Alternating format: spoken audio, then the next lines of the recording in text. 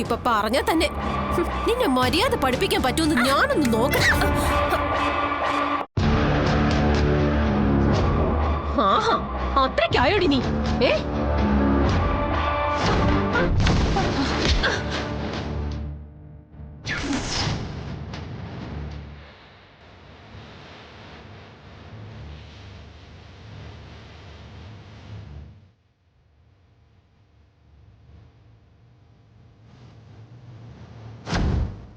കാർത്തിക എന്നൊരു പെൺകുട്ടിയുമായി അയാളുടെ വിവാഹം ഉറപ്പിച്ചതായിരുന്നു.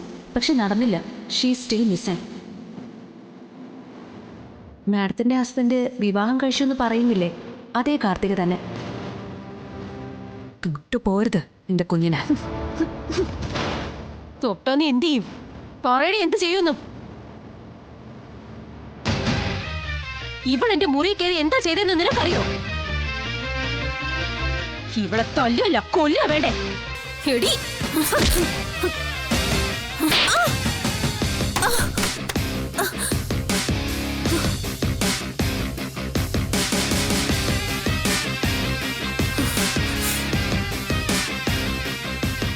എന്നെ വീണ്ടും തല്ലിയല്ലേ?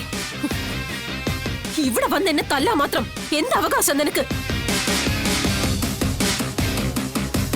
നിന്റെ അധികാരം അവകാശമൊക്കെ അവിടെ ശാരദമ്മയുടെ വീട്ടില്. ഇതിപ്പോ എന്റെ വീടാ. എന്റെ ഭർത്താവാകാൻ പോകുന്ന വിഷ്ണുവേട്ടനും വിഷ്ണുവേട്ടന്റെ ഫാമിലിയും ഞാനും താമസിക്കുന്ന വീട്. നിന്റെ വിഷ്ണുവേട്ടനോ? അത് നീ മാത്രം ഒന്ന് വിചാരിച്ചാ മതിയോ? മതി. ഞാനും സത്യമ്മയെ മാത്രം വിചാരിച്ചാ മതി. വിഷ്ണുവേട്ടൻ പോലും വിചാരിക്കണ്ട.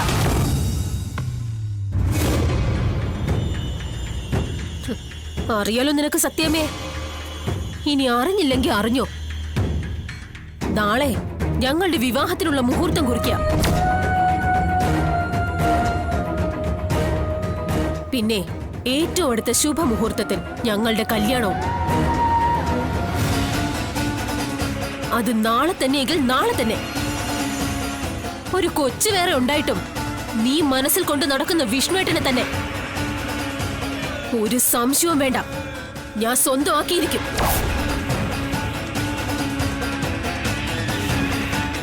പിന്നെ ഈ വീട്ടിൽ ആര് വീഴണമെന്ന് വാഴണമെന്ന് ഞാൻ തീരുമാനിക്കും. ഈ കാർത്തിക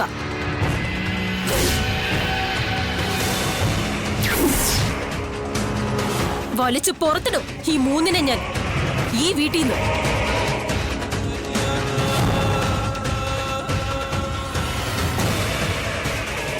നീ കരുതിയിരുന്നു.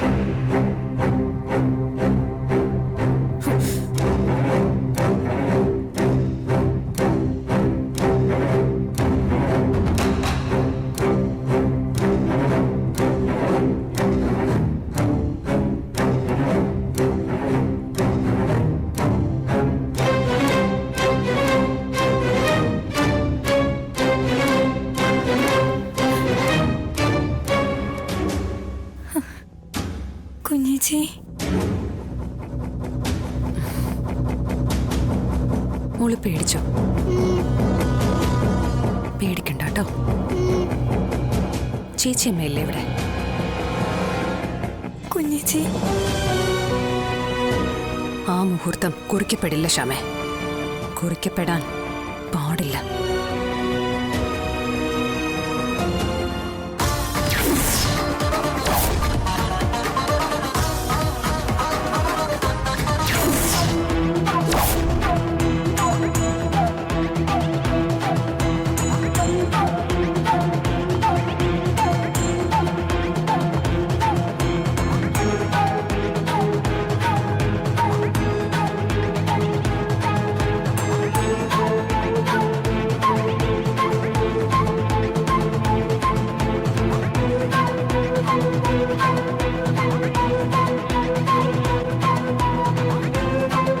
കുട്ടികൾ മനസ്സുകൊണ്ടൊന്നായതാ.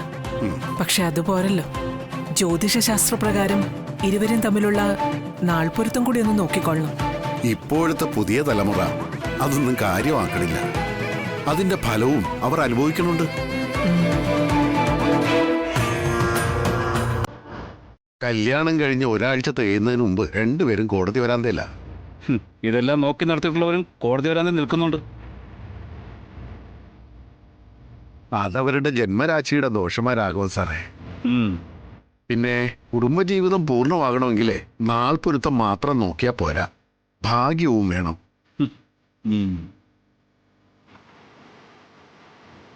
വന്നു കയറുന്നവർ നന്നായില്ലെങ്കിലേ നിന്നവർ പുറത്തു പോകേണ്ട അവസ്ഥയാണല്ലോ ഇപ്പൊ എല്ലായിടത്തും. വന്നു കയറുന്ന പെണ്ണിന്റെ രാശി അത് നന്നായില്ലെങ്കിൽ എല്ലാം പോയില്ലേ. ജോത്സ്യരെ വിളിച്ചു വരുത്തിയത് എന്റെ മകൻ വിഷ്ണുവിന്റെ കല്യാണം പൊരുത്തം നോക്കി നടത്താനാ, അല്ലാതെ ജ്യോതിഷശാസ്ത്രം കേൾക്കാൻ വേണ്ടിയല്ല. എന്നാ കാര്യത്തിലേക്ക് കിടക്കാം. 10 ഒരു 7 പൊരുത്തം ഉണ്ടെങ്കിൽ ബാക്കി നമുക്ക് പ്രാർത്ഥനയും വഴിപാടും കൊണ്ടൊക്കെ ഒപ്പിക്കാവുന്നതാണ്. വിവാഹം നടന്നുപോയത് കൊണ്ട് ഇനി ചേർക്കാതിരിക്കാനും പറ്റില്ലല്ലോ.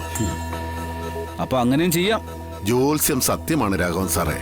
അത് പക്ഷേ വളച്ചൊടിക്കാൻ ശ്രമിക്കുന്നത് ഇതുമായി യാതൊരു ബന്ധവുമില്ലാത്തവരാണ്.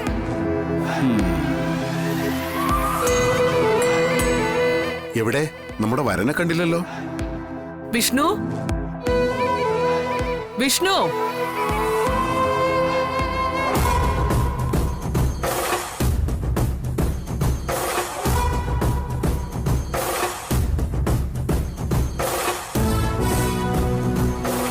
ഇങ്ങ് വാ.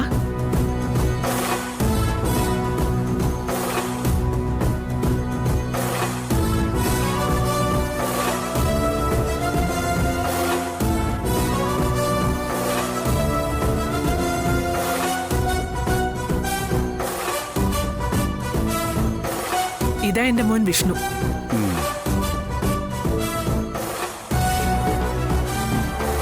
ഇരിക്കട.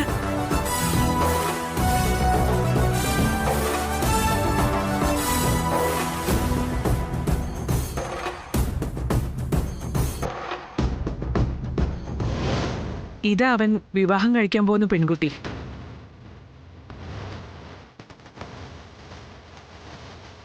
അല്ല, രണ്ടുപേരും ഇങ്ങനെ 2 ധ്രുവങ്ങളിൽ നിന്നാൽ എങ്ങനെയാ? നിങ്ങളൊന്ന് ചേർന്നിരിക്കൂ.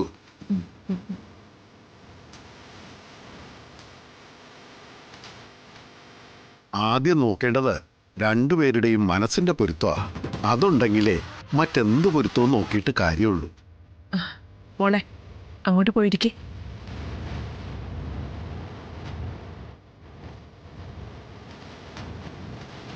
ഇരിക്കേ.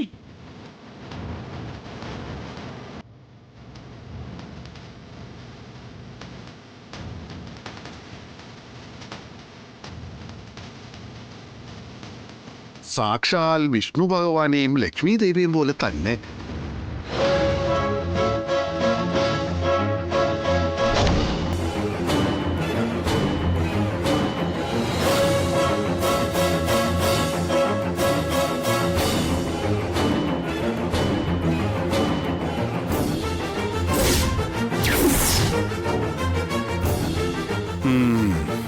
ഇരുവരും ഇങ്ങനെ ഇരിക്കുമ്പോ പുറത്തുനിന്ന് മറ്റൊരു നാരിയുടെ ആഗമനവും ശുഭലക്ഷണമാണ്.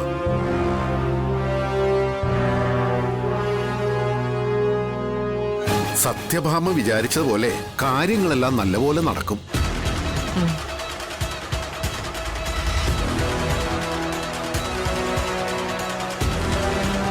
നിമിത്തശാസ്ത്രം അതാണ് കാണിക്കുന്നത്.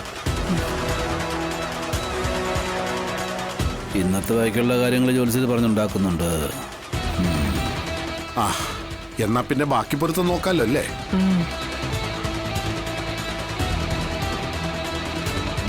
വിഷ്ണുവിന്റെ നക്ഷത്രം രേവതി, കാർത്തികയുടെ ജന്മനക്ഷത്രം കാർത്തിക.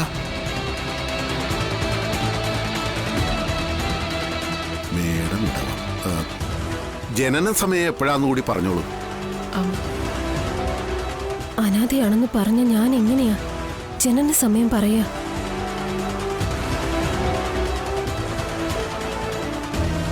എടുത്തു വളർത്തുന്നവര് ജനന സമയം നോക്കിയിട്ടല്ലല്ലോ കുട്ടികളെ എടുത്തു വളർത്തുന്നത്. സമയം പറയാതിരിക്കുന്നതാ ബുദ്ധി. ചിലപ്പോ ഇയാൾ അതും കൂടെ നോക്കി തന്റെ കഥകളൊക്കെ വിളിച്ചു പറഞ്ഞാലോ? അതുകൊണ്ട് മിണ്ടാതിരിക്കുന്നതാ ബുദ്ധി. കുട്ടി, ജനന സമയം പറയൂ. മോളെ പറഞ്ഞു കൊടുക്ക. അത് എനിക്കെന്റെ ജന്മസമയം അറിയില്ല. നാൾപ്പൊരുത്തം കുഴപ്പമില്ല. ജന്മസമയം കൂടി അറിയാതെ ജാതകം കുറിക്കാൻ കഴിയില്ലല്ലോ. ഇനിയിപ്പോ എന്താ സത്യാമ്മേ ചെയ്യുക? ജോത്സരെ, തെറ്റെന്റേതാ.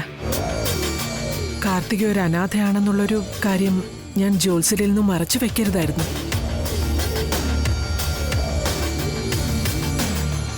കാർത്തിക ജനിച്ചതും വളർന്നതും എല്ലാം ഒരു അനാഥാലയം പോലൊരു ആശ്രമത്തിലായിരുന്നു.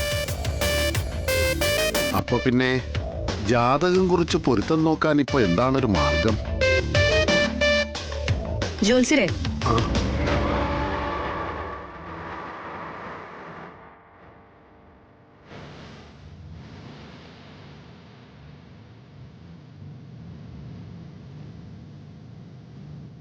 ഈ കളവ് പറയുന്നവരെ കണ്ടുപിടിക്കാൻ ജോത്സ്യത്തിൽ വല്ല വഴിയുണ്ടോ? മഷിനോട്ടം കൊണ്ട് കാണാതായ കളവ് മുതൽ കണ്ടുപിടിക്കാൻ പറ്റും കുട്ടിയെ. എന്നാ പിന്നെ അതൊന്ന് പ്രയോഗിച്ചാ അനാഥയാണെന്ന് പറയുന്ന ഇവളുടെ നാടും വീടും കുടുംബവും കൂട്ടുകാരും എല്ലാം എന്തിന് ഇവളുടെ ജില്ല വരെ തെളിഞ്ഞു വരില്ലേ?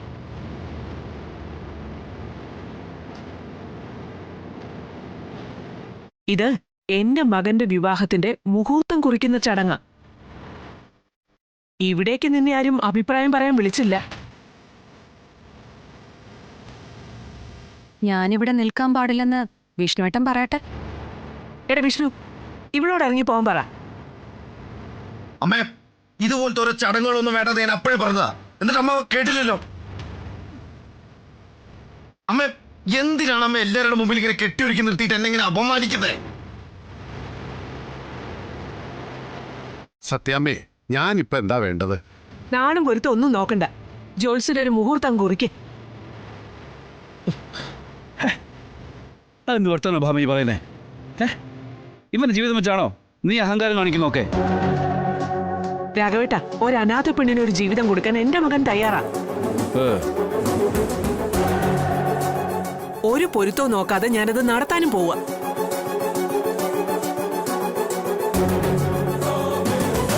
ഒരു അനാഥയ്ക്ക് കൊടുക്കുന്ന ജീവിതത്തിന്റെ നന്മയിൽ ഉള്ള രാശിദോഷമൊക്കെ അങ്ങ് മാറിക്കോളും. അതിനാരാ അനാഥ? ഇവളോ? ഇവൾക്കൊരച്ഛനും അമ്മയുണ്ട്.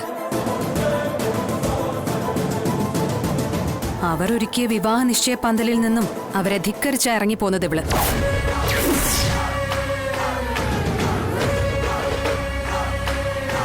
ജയശങ്കർ എന്ന ചെറുപ്പക്കാരനാ ഇവളെ വിവാഹം കഴിക്കാനിരുന്നത്.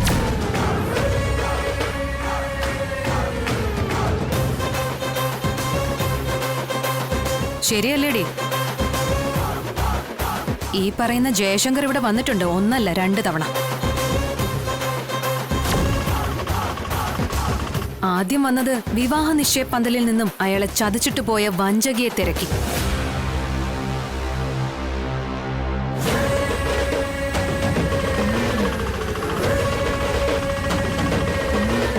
അന്ന് അയാൾ കാണിക്കാൻ ശ്രമിച്ച ഫോട്ടോ ഇവിടെ ആർക്കും കാണാൻ കഴിഞ്ഞില്ല.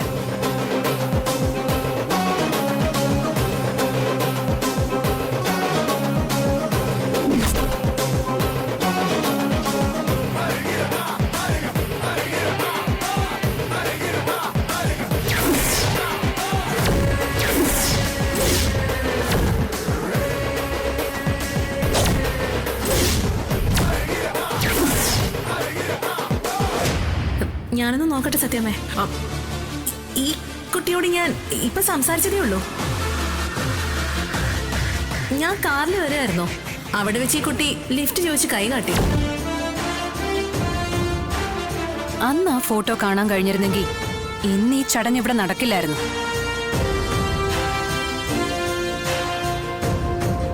അല്ല മോളെ, നീ പറഞ്ഞു വരുന്നത്? അതെ അച്ഛാ, അന്ന് അയാളെ ചതിച്ചിട്ട് പോയത് ഇവളാ, കാർത്തിക.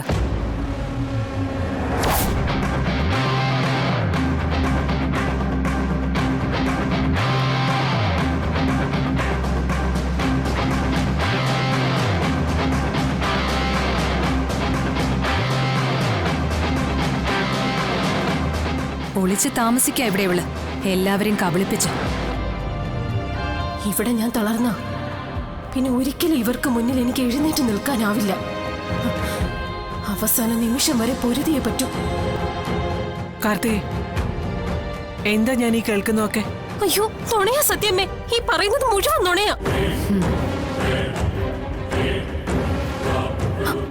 എനിക്കങ്ങനെ ഒരു ജയശങ്കറിനെ അറിയില്ല. ഈ പറഞ്ഞ രീതിയിലുള്ള മാതാപിതാക്കളും എനിക്കില്ല. എന്നോട് സത്യമയുടെ ഉള്ള പകമൂത്ത് ഇവൾക്ക് മാനസിക നില തെറ്റിയിരിക്കാന്നാ തോന്നുന്നത്.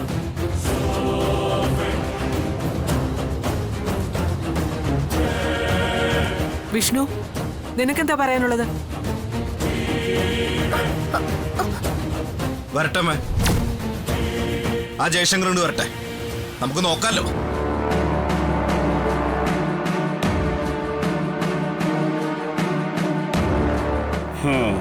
അതെ ഭാമേ, ഈ പറഞ്ഞ ജയശങ്കർ ഇന്നൊരൊന്നല്ലേ പറഞ്ഞത്. അയാൾ വരട്ടെ, എന്നിട്ട് തീരുമാനിക്കാം നമുക്ക് കാര്യങ്ങളൊക്കെ.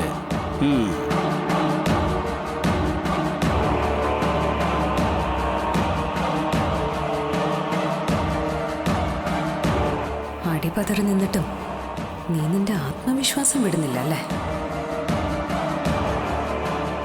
ഇനി നിന്റെ ഒരു കള്ളത്തരവും നിന്നെ രക്ഷിക്കാൻ പോകുന്നില്ല.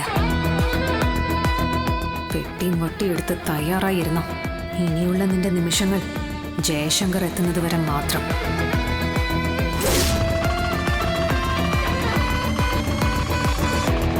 അതുവരെ നാവ് കൊണ്ട് പറയാവുന്ന മുഴുവൻ കള്ളങ്ങളും പറഞ്ഞു. പക്ഷെ അത് കഴിഞ്ഞ നാവ് അടക്കിക്കൊള്ളണം, ഇല്ലെങ്കിൽ മുഖത്തടിക്കും ഞാൻ.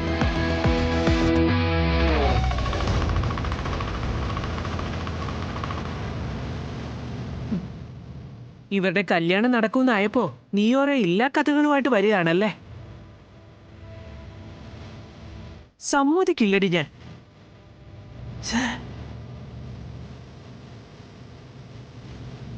നിന്റെ ഒരു നാടകവും ഇനി ഇവിടെ വിശ്വസിപ്പിക്കാൻ നീ ശ്രമിക്കണ്ട.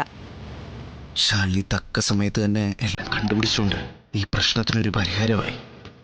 നാടകം കളിക്കുന്നത് ആരാണെന്ന് ഇന്നത്തോടെ മനസ്സിലാവും. അയാൾ ഇപ്പൊ ഇവിടെ വരും. സത്യങ്ങൾ അയാളിൽ നിന്ന് തന്നെ എല്ലാവർക്കും അറിയാം.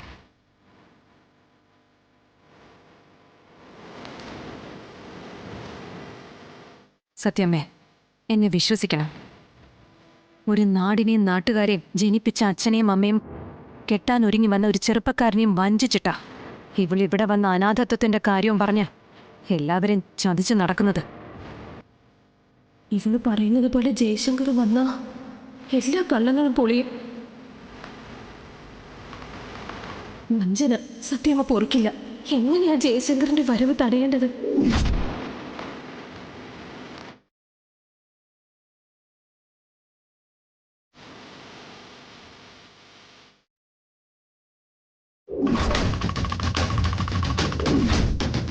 തടഞ്ഞേ പറ്റൂ.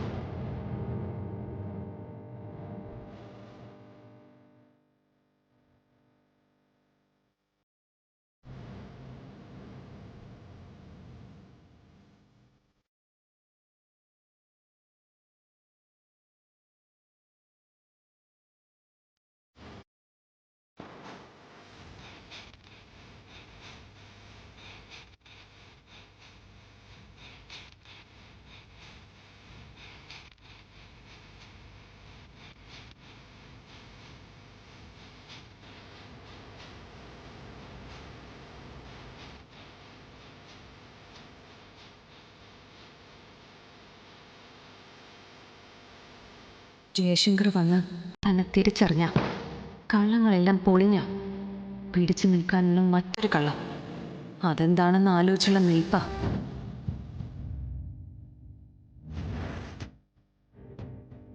കാൽച്ചുവട്ടിലെ അവസാന മണ്ണ് ഒലിച്ചു പോവാൻ പോകുന്നത്. ഇനി നിൽക്കില്ല. ഇവിടെ കിടക്കേണ്ടി വരും സത്യാമ്മയുടെ കാൽ ചുവട്ടിൽ. കൂട്ടപ്പടക്കത്തിന് തിരി കൊളുത്തിട്ട് നീ അങ്ങനെ മാറി നിൽക്കുകയാണല്ലേടി. കാർത്തിക ഒന്നുമില്ലായ്മയിൽ നിന്ന് വന്നവളാ. നിന്ന നിൽപ്പിൽ നിന്ന് പാതാളത്തിലേക്ക് ചവിട്ടി ഇറക്കിയാലും ചിരിച്ചുകൊണ്ടത് സ്വീകരിക്കും. പക്ഷേ അവസാന ശ്വാസം നിൽക്കുന്നത് വരെ ഒരു ചെറുത്തുനിൽപ്പ്, തൻ്റെതായ ഒരു പോരാട്ടം, അത് ഞാൻ നടത്തുവടി. എന്നിട്ടേ ഇവിടെ ഇറങ്ങും. ശാലിനി പറഞ്ഞത് ശരിയാണെങ്കിൽ ഈ വരുന്ന ജയശങ്കറിന്റെ ഒരൊറ്റ വാക്കി തന്നെ എല്ലാം ശരിയാവും. ഈ കാർത്തിക എന്ന ഇത്തിൽ കണ്ണിയെ ശരീരത്തിൽ നിന്ന് വലിച്ചു പറിച്ചു കളയാനുള്ള ഒരു അസുലഭ നിമിഷം, എല്ലാ പ്രശ്നങ്ങൾക്കും ഉള്ള ഒരു തീർപ്പ് ഇന്നിവിടെ ഉണ്ടാവും.